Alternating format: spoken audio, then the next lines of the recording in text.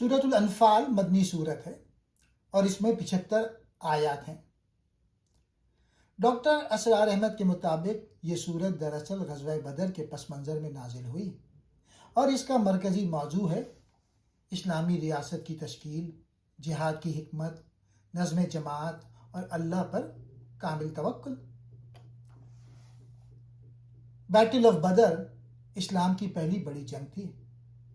مسلمان تعداد میں کم 313 اور وسائل میں کمزور تھے، جبکہ کفار زیادہ اور طاقتور تھے۔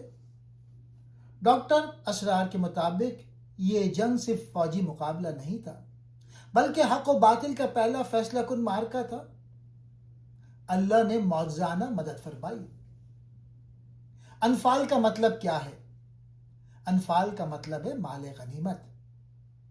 جنگ کے بعد صحابہ رضی اللہ تعالیٰ عنہ کے درمیان مال غنیمت کی تقسیم پر سوال پیدا ہوا، تو اللہ تعالیٰ نے فرمایا مال غنیمت اللہ اور رسول کا ہے، یعنی اصل اختیار اللہ اور رسول صلی اللہ علیہ وآلہ وسلم کا ہے۔ اجتماعی نظم اور اطاعت ضروری ہے۔ ڈاکٹر اسرار احمد یہاں اسلامی جماعتی نظم کی اہمیت پر زور دیتے ہیں۔ مومنوں کی حقیقی صفات۔ سورت میں سچے مومنوں کی علامت بیان کی گئی ہے۔ اللہ کا ذکر ہو تو دل کانپ جائے، آیت سنیں تو ایمان بڑھے، نماز قائم کریں، اللہ پر توکل کریں۔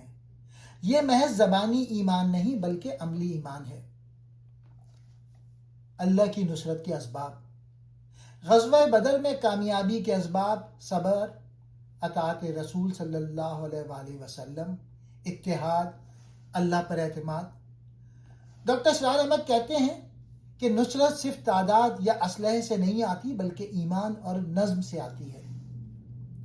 جنگ کے اصول۔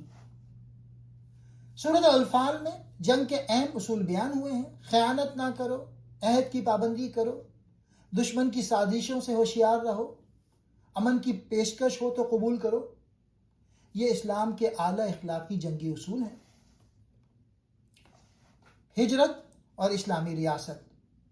سورت میں مہاجرین اور انصار کے تعلق کو مضبوط کیا گیا ہے۔ ایمان والوں کو آپس میں بھائی بنایا گیا، اسلامی معاشرہ قائم کیا گیا، ریاستی بنیاد رکھی گئی۔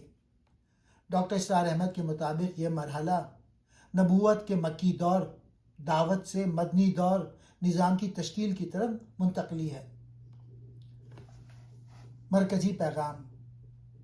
ڈاکٹر اسرار احمد کے نظر میں سورۃ الانفال کے بنیادی نکات: اسلامی جماعت میں نظم و ضبط ضروری ہے، اللہ کی نصرت ایمان اور اطاعت سے ملتی ہے، جہاد ایک منظم اجتماعی عمل ہے، قیادت کی اطاعت کامیابی کی شرط ہے، اللہ پر توکل کیے بغیر کامیابی ممکن نہیں۔ آج کے مسلمانوں کے لیے سبق۔